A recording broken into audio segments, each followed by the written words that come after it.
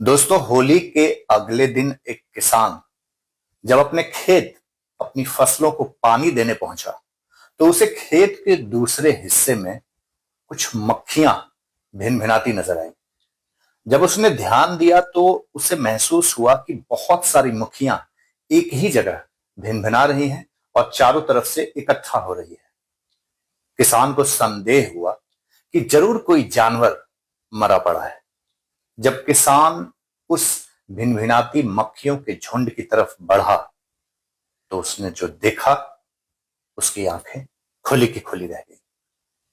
उसके खेत के एक कोने में एक लड़की की लाश पड़ी थी। उसके कपड़े फटे हुए थे और उसकी लाश के पास कुछ कांच के टुकड़े बिखरे पड़े थे। किसान को यह समझते देर नहीं हुई कि जरूर यह किसी कत्ल का मामला है। उसने तुरंत पुलिस को फोन किया और मौकाए वारदात पे पुलिस पहुंच गई। पुलिस जब वहां पहुंची तो उसने देखा कि एक लड़की की लाश है, लेकिन सबसे जो अजीब बात थी वो ये थी कि वो लड़की इंडियन नहीं लग रही थी। वो एक विदेशी लड़की की लाश थी।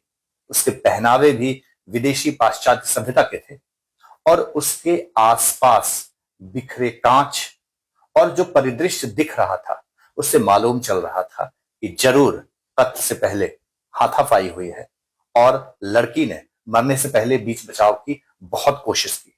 चूंकि मामला विदेशी लड़की के मौत का था, इसलिए तुरंत मिनिस्ट्री ऑफ एक्सटर्नल अफेयर्स को इत्तला की गई। इस मामले में लड़की की पहचान की गई तो पता चला कि लड़की ब्रिटिश आयरिश मूल की है। जब उस लड़की की तस्वीरें आसपास सर्कुलेट की गई तो पता चला कि यह लड़की हिंदुस्तान में गोवा में छुट्टियां मनाने के लिए आई हुई थी। पास में उसके कुछ दोस्त भी रुके हुए थे जिन्होंने लड़की की तस्वीर देखकर उसकी लाश की और उसकी शिनाख्त कर ली। उसके दोस्तों ने बताया कि इसके पूर्व में भी ये लड़की हिंदुस्तान आई थी और उसे हिंदुस्तान और यहाँ का कल्चर बहुत पसंद आया था। वो यहाँ आकर एक ऑर्फनेज में काम कर रही थी और यहाँ के बच्चों के लिए, अनाथ बच्चों के लिए बहुत सारे एक्टिविटीज को अंजाम दे रही थी। ये लड़की हिंदुस्तान की सभ्यता और संस्कृति से इतनी प्रभावित हुई कि इसने ये ठान लिया कि ये अगली बार जब भी आएगी तो हिंदुस्तान में लंबे समय तक के लिए रुकेगी और यहाँ के लोगों को सर्व करेगी उसके पास जो भी स्किल्स है उसके द्वारा। उसने ये भी ठाना कि वो यहाँ एक योगा टीचर के रूप में काम करेगी। लेकिन शायद नियति को कुछ और ही मंजूर था। दूसरी बार जब ये लड़की हिंदुस्तान आई और गोवा के एक बीच पर अपने कुछ दोस्तों के साथ बीच साइड जो रिसोर्ट होता है वहां रुकी हुई थी, तो होली वाले दिन, चूंकि वो जब हिंदुस्तान आई थी तो उसने होली के बारे में काफी सुन रखा था और उसने बहुत ही प्लान कर रखा था कि इस बार जब वो हिंदुस्तान आएगी तो होली बहुत अच्छे से सेलिब्रेट करेगी। उसने इंटरनेट के बारे में होली और इस त्योहार के बारे में काफी कुछ पढ़ा था, देखा था। और जब वो इस बार हिंदुस्तान आई, बीच साइड रिसोर्ट पे अपने दोस्तों के साथ रुकी। आस पड़ोस में इसके दोस्तों ने भी स्टे ले रखा था। तो एक दिन होली के नाइट में पार्टी एंजॉय करने के लिए वो एक क्लब में गई। जिस दोस्त के साथ ये क्लब गई, उस दोस्त ने बताया कि जब वो लोग क्लब में डांस कर रहे थे तो उसकी मुलाकात उसके पिछले ट्रिप से बने एक पुराने दोस्त से हुई जो कि इंडियन था। जब उस पुराने दोस्त के बारे में और विस्तार से पूछताछ की गई, बातचीत की गई, तो पता चला कि इस पुराने दोस्त का नाम है विकट भागत। विकट भागत के मोबाइल को जब ट्रैक किया गया तो उसके लोकेशंस तुरंत तुरंत बदल रहे थे और अलग अलग जगहों पे उसके लोकेशंस दिखा रहे थे। क्योंकि मामला फॉरेन मिनिस्ट्री से जुड़ा हुआ था, एम्बेसी भी एक्टिव हो गई थी और एक्सटर्नल अफेयर्स मिनिस्ट्री का बहुत बड़ा दबाव था कि इस मामले को जल्दी से सुलझाया जाए। इसलिए जितने भी बाहर जाने के रास्ते थे गोवा से, एयरपोर्ट्स, मरीन लाइंस और रोडवेज, रेलवे स्टेशंस, सारी जगहों पे नाकेबंदी की गई। पुलिस हर जगह विकट भगत की तलाश के लिए छापेमारी कर रही थी, लेकिन विकट हाथ नहीं आ रहा था। इस बीच पुलिस ने उसके नंबर को सर्विलांस पे डाल रखा और उनके बाकी दोस्तों से भी पूछताछ जारी रखी। एक दिन ऐसा आया कि विकट भगत की लोकेशन मिल गई और पुलिस ने उसे अरेस्ट कर लिया। पुलिस ने जब विकट भगत से पूछताछ की तो वो लड़की की हत्या स्वीकार करने से साफ मुकर गया। उसने कहा कि उसने ये हत्या नहीं की है। लेकिन जब लगातार पुलिस की कड़ाई से पूछताछ होती रही और पुलिस अन्य पहलुओं की भी जांच कर रही थी, घटनास्थल पर जो कांच के टुकड़े मिले थे, जो कपड़े मिले थे और विकट भगत के कमरों की तलाशी ली गई, जहां पे एक बैग मिला और वही कपड़े के टुकड़े मिले जो लड़की ने कत्ल वाले दिन पहन रखा था। साथ ही साथ ऐसी कई चीजें पुलिस ने रिकवर की जिसपे विकट भगत के उंगलियों के निशान पाए गए थे। जब विकट ने देखा कि चारों तरफ से वो घिरता जा रहा है, उसके खिलाफ पुख्ता सबूत तैयार होते जा रहे हैं, तो आखिरकार विकट टूट गया और उसने ये स्वीकार किया कि हत्या उसने ही की है।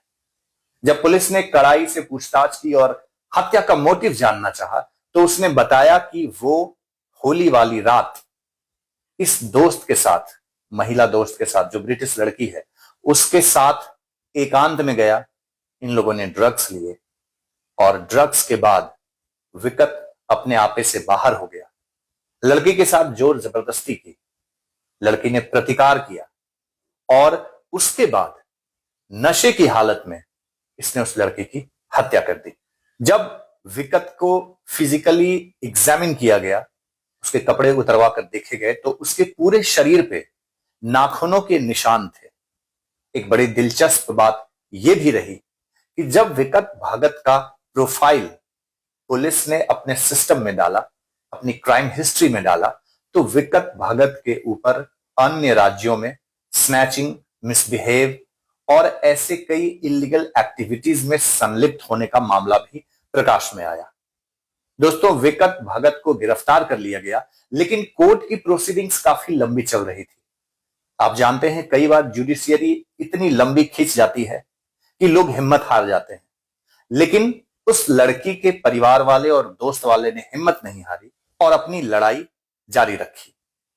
लगभग 6 से 7 साल के बाद जब कोर्ट पर भी दबाव आया, प्रशासन पर भी दबाव आया, मिनिस्ट्री का दबाव आया, तो गोवा कोर्ट ने फैसला सुनाया जिसमें विकट भगत को आजीवन कारावास की सजा सुनाई गई। लेकिन इसके पीछे परिवार वालों और दोस्तों का एक लंबा संघर्ष काम आया। लोगों ने कैंडल मार्च निकाले, जस्टिस के लिए सड़कों पर आंदोलन किया, तब जाकर विकट भगत जैसे लोगों को सजा मिली।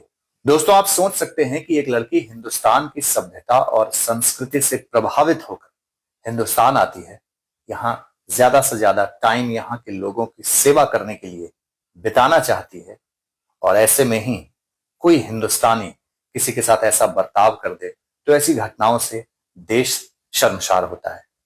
विकट भगत हिंदुस्तान के उन कलंकित लोगों में से एक है जिससे कि देश शर्मसार हुआ। आप आए दिन देखते होंगे कि होली वाले दिन क्राइम का ग्राफ काफी बढ़ जाता है। आमतौर पे होली वाले दिन लड़कियों और महिलाओं के खिलाफ होने वाले अत्याचार में काफी वृद्धि पाई गई है। अलग अलग राज्यों की पुलिस ने अपना डेटा सार्वजनिक किया और उससे यह पता चला कि होली वाले दिन खास करके महिलाओं के ऊपर 20 से 30% तक अत्याचार बढ़ जाता है। कई लोग बुरा न मानो होली है कहकर ऐसी घटनाओं को अंजाम देते हैं जो आगे चलकर एक इंटेंस रूप ले लेता है। कई बार आप देखते होंगे होली में हत्या, मर्डर और बलात्कार जैसी घटनाएं घटित होती है। होली में हुड़दंग होता है और उस हुड़दंग की आड़ में लोग अपनी रंजिशें, अपनी दुश्मनी भी साधते हैं। हमें जरूरत है पर्व और त्योहार के उसकी गरिमा के साथ मनाने का और विदेशी मेहमानों के साथ संयम बरतने का, और जो हमारी परंपरा है अतिथि देवो भवः, उसको सही रूप से उसका अनुपालन करने का।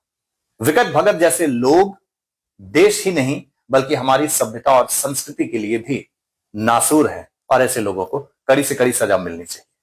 तो ये कहानी थी गोवा की एक ब्रिटिश आयरिश मूल के लड़की की, जिसकी हत्या होली के अगले दिन विकट भगत नाम के एक व्यक्ति ने कर दी। आप इस घटना के बारे में क्या सोचते हैं, हमें जरूर बताइए कमेंट करके। और अगर आपने हमारा चैनल सब्सक्राइब नहीं किया है तो ऐसी क्राइम स्टोरी जानने के लिए, सुनने के लिए अनसेंसर्ड बाय अमित रंजन को सब्सक्राइब करना मत भूलिए।